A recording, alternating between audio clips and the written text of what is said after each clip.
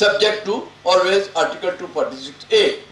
The Article 246A is the, I would say, governing force for all taxation as far as the indirect taxes are concerned. Now, what is the effect of further amendments? If you see, entry 92B and 92A have been retained as it is. That has not been. And that refers to interstate sale or purchase and interstate consignment of goods, whether to the same person or to the agent, etc. Now, if this be so, can the state say, when we say that it's a consignment sale or when it is a branch transfer, can the state authorities say that no, it's an intrastate sale or that is within the state? That is, you have to read on the basis of the constitutional. Now then we go to the amendments in the state list.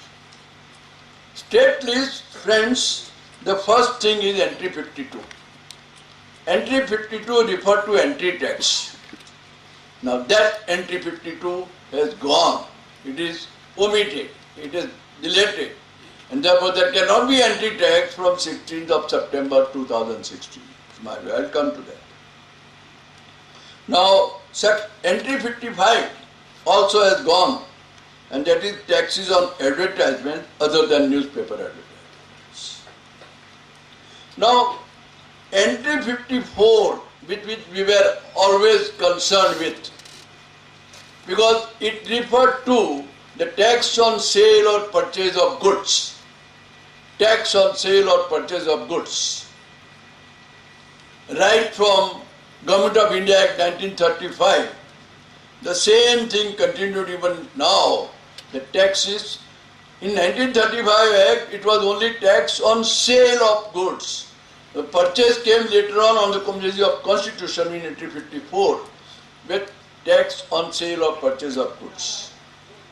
Now, that is amended, and that stands amended and limited to only petroleum products.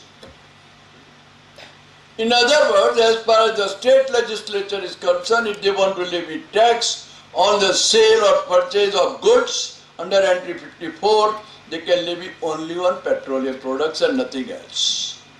They cannot, they have no power.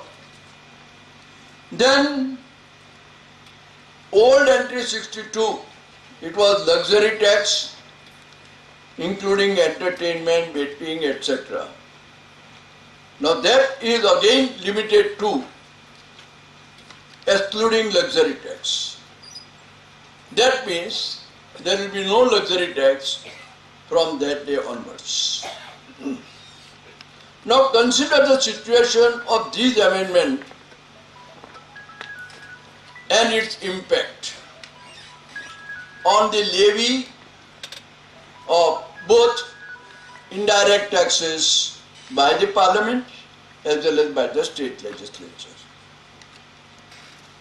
Now all of you are aware excise was leviable on the production or a manufacture of the goods in the country. Now from 16/9/2016 it stands amended to restricted only to petroleum products. Can there be any levy of excise? Because if you see, the production is on 16, because excise is the time when the manufactured goods are cleared from the factory. That means all clearance from 16/9/2016, whether the excise is valid, it is a moot question which will have to be tested in the court of law. Then service tax.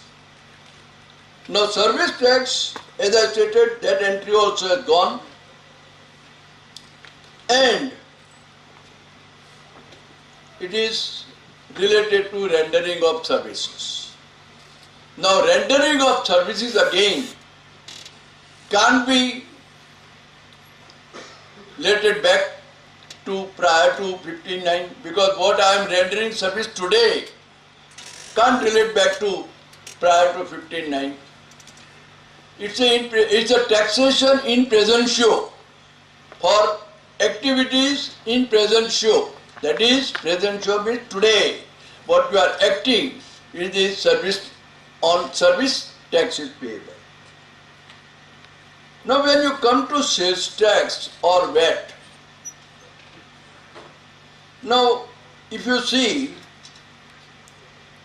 what we have to do, how can we judge about this levy? For this you have to go to old entry 84 in list 1 as far as excise is concerned, service tax is concerned. As I stated, both are omitted. Only 246A is there. Now, therefore, my view is that any service rendered after 16/9/2016 or any goods manufactured on or after 16 September 2016 will be governed by the amended Constitution, because that has been brought into force. Unfortunately, when the notification was issued, they have never realized what is the impact of this, all the sections being brought into force from 16 September 2016. What will be the position? This precise question was raised before the Finance Secretary, Mr. Hasmukh Adia, Revenue Secretary, sorry. And then he said that look to section 19, we have a power and it's okay. Now I'll come to section 19 as and when I refer to it. But let me tell you, he referred to under 19 the residuary power under entry 97, the Parliament, as far as the excise and the service tax is concerned. Now residuary power entry 97, kindly see, 97 is not, what does it say? Parliament have power to levy tax on matters not enumerated in list 2 or 3. However, look to the amended Article 248. Exclusive power of the Parliament is restricted subject to Article 246A. And therefore, can it be said that this residuary power also can be utilized? In my view, no, it can't be. Because unless and until you have a power, 246A has to be complied with. That is notwithstanding anything continued. Then friends, the position however of CST as far as interstate transaction is concerned is little different. Because their entry 92A and 92B continues. It is not amended or it is not omitted, and therefore the power continues and that can be levied. But now this power has again to be read along with entry 54. Now entry 54 is restricted to only petroleum products. Sales tax and VAT cannot be levied on anything except petroleum products by the state legislature. And that is a very, very complex problem which we will have to tackle before the High Court. That is the only way how we can do it. Now, Hasmukh Bhai referred to section 19. of the amending act. Now, you should note section 18, 19 and 20. These are not part of the Constitution. They are all part of the amending act, but they are not part of the Constitution. This one thing you should bear in mind.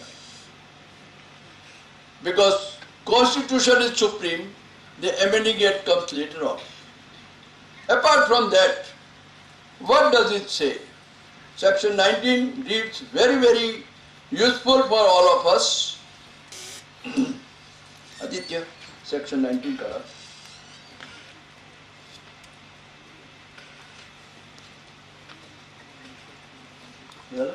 Notwithstanding anything contained in this act, it's a overriding provision.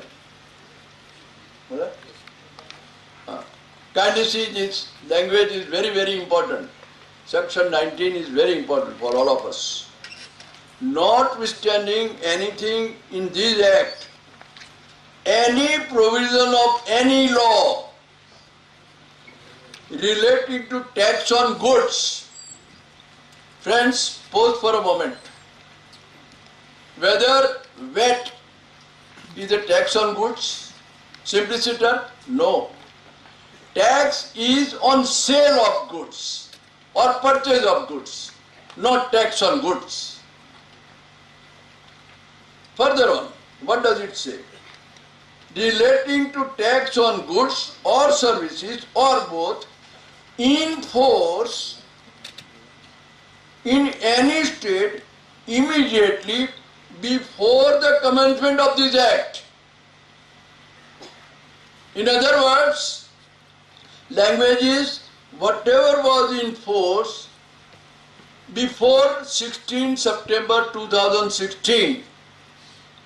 Now the question that arises is, when it says that these provisions will come into effect from 16 September 2016, I searched out and I read some legal authorities also, and they are all unanimous that when a section provides that such and such section shall come into force on particular day, it is deemed to have been commenced from the very first moment of that day.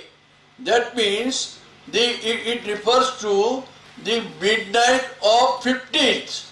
15th September at 12 o'clock, old law goes and new law comes, because on 16th, the very first moment, 12 into 5, 12/5, this new law come into force. That is the position.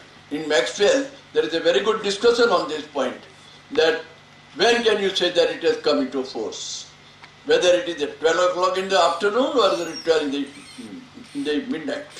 And they are very clearly stated that it is on 15th of September and 16th morning it comes into effect. Now, kindly see this. What does it say? Immediately before the commencement